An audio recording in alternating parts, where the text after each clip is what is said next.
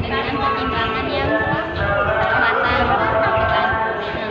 misalnya tempatnya strategis itu kan yang penting kan banyak orang yang tahu kayak di pinggir pasar, nah itu kan banyak orang yang tahu. Nah itu juga masuk ke dalam perhitungan mangga strategis sesuai dari usaha gitu kan. Terus yang kedua itu ada memperoleh modal. Nah, memperoleh modal itu ada sumber-sumber modal usahanya. Terus yang pertama itu ada modal sendiri. Terus yang pertama dari modal kita modal tabungan kita. Nah, kakak itu kalau bayarannya dari modal sendiri, dari modal sendiri, berarti nggak ada pinjaman dari orang lain. Jadi bisa uangnya tadi tabung ya kan kak. Nah kalau misalnya modal asing itu kita pinjam dari orang lain atau kita pinjam ke bank atau kita pinjam ke koperasi. Terus yang kedua itu ada jenis-jenis modal usaha. Modal usaha itu yang pertama ada modal investasi. Misalnya kakak modal investasi itu kan modal yang jangka panjang yang digunakan. Misalnya kakak ada uang nih dari hasil jualan ini kan, terus kakak beli rumah. Nah itu kan jangka panjang, bisa dipakai bertahun-tahun gitu kan. Terus yang kedua ada modal kerja. Modal kerja itu kayak jangka pendek yang harus digunakan untuk misalnya karyawan, gaji karyawan, atau misalnya beli bahan-bahan ini yang udah habis. Nah gitu. Sore Pak, jumpa lagi sama Sari ya Pak. Nah di sini kan di hari ketiga Sari akan memberitahu soal berwirausaha. Ini kelanjutannya Pak. Terus itu ada strategi pemasaran sama analisis pesaing. Nah di strategi pemasaran itu ada strategi harga, promosi, strategi jualan. Nah strategi harga, Bapak kalau misalnya jualan ini dari mulai harga berapa sampai berapa?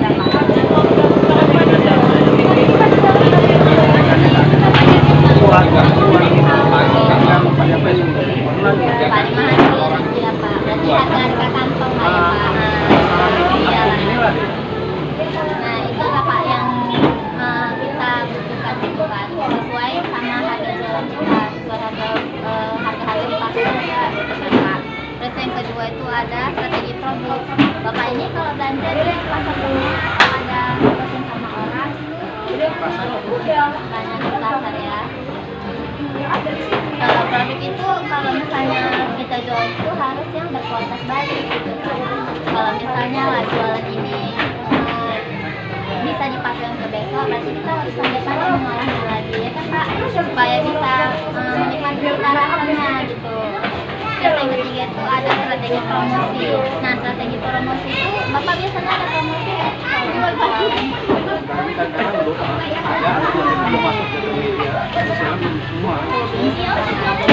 Disarankan Pak kalau misalnya kan ini lagi musim corona ya kan Pak, penjualan kita juga naik turun gitu. Jadi kalau misalnya ada yang bilangnya dikasihlah ada harga gratisnya gitu, entah misalnya iya promo. Nah itu dia. Terus yang keempat itu ada strategi tempat.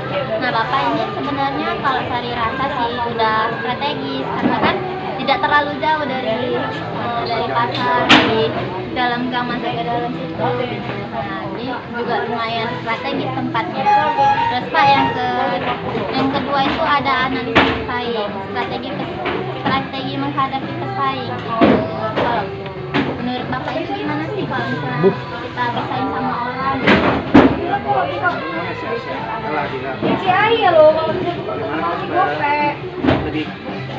Lebih apalah dari sama pesaing kita ini bikin cita rasanya.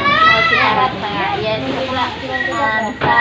Terus supaya bagaimana sih kita bisa mencari pelanggan supaya banyak yang mengenal. Iya, perkenalkan nama saya Sari. Saya dari Universitas Muhammadiyah Sumatera Utara. Nah semalam yang jaga Bapak Ibu. Ya, sekarang Ibu. Namanya Ibu siapa Bu? Nah Bu, di hari kedua ini saya akan memberi masukan itu untuk berwirausaha. Terus yang pertama itu ada penentuan lokasi. Nah Ibu dulu di sini sudah berapa? Jualan, ini baru aja. Panci. Anget. Nah, penentuan lokasi itu kok sekali dalam berwirausaha. Karena apa? Karena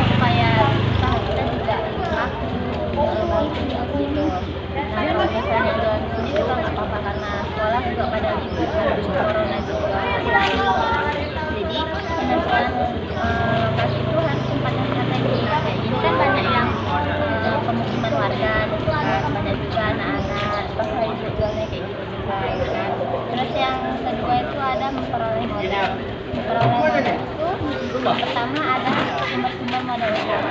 Sumber modal usaha itu ada dua. Yang pertama itu modal sendiri sama modal asing. Jualannya kayak modal sendiri. Nah, modal sendiri itu tadi itu ada keuntungan sendiri sama itu.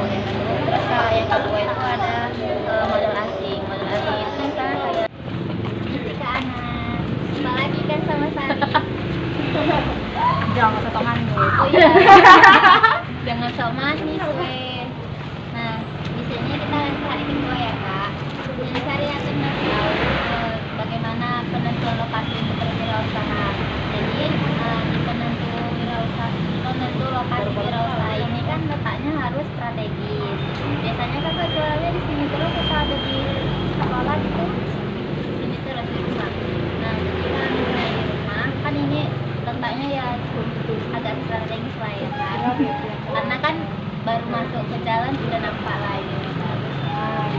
Nah itu terus yang kedua adalah memperoleh modal. Memperoleh modal itu yang pertama ada jenis-jenis modal usaha. Nah yang jenis modal usaha itu ada modal investasi sama modal kerja. Kalau modal investasi itu modal yang jangka panjang, misalnya kakak dari usaha ini punya tabungan untuk beli rumah. Nah, rumah itu kan jangka panjang yang bisa dipakai untuk bertahun-tahun gitu kan, atau gedung, atau kakak bisa memperbesar usaha ini gitu. Terus yang kedua ada modal kerja. Modal kerja itu modal yang jangka pendek, misalnya kakak misalnya kalau udah besar usaha ini pakai karyawan. Nah jadi modal jangka pendeknya itu untuk gaji karyawan. Semuanya semangat lah, mesti sorenya belum maghrib. Oke. Ya di sini kakak bakal jelasin ya sedikit aja. Oke. Yang penting kalian bisa paham. Oke. Nah kakak di sini bakal jelasin tentang jenis uang. Kalau kalian tahu jenis uang itu ada berapa sih? Ada dua.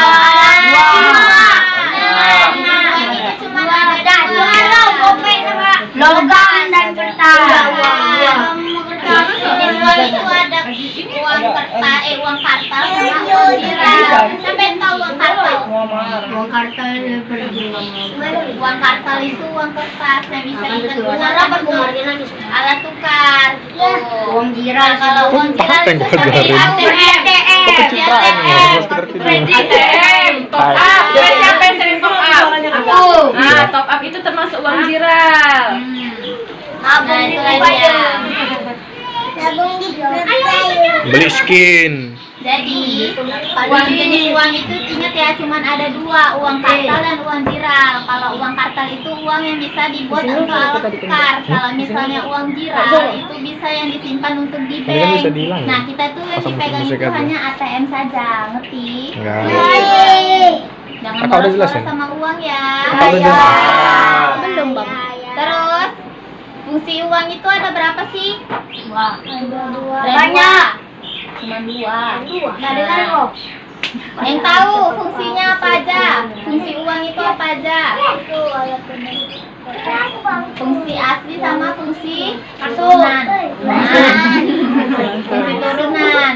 Nah, kalau misalnya uang itu bisa digunakan untuk apa aja sih? Selain untuk bukan top up, maksudnya selain alat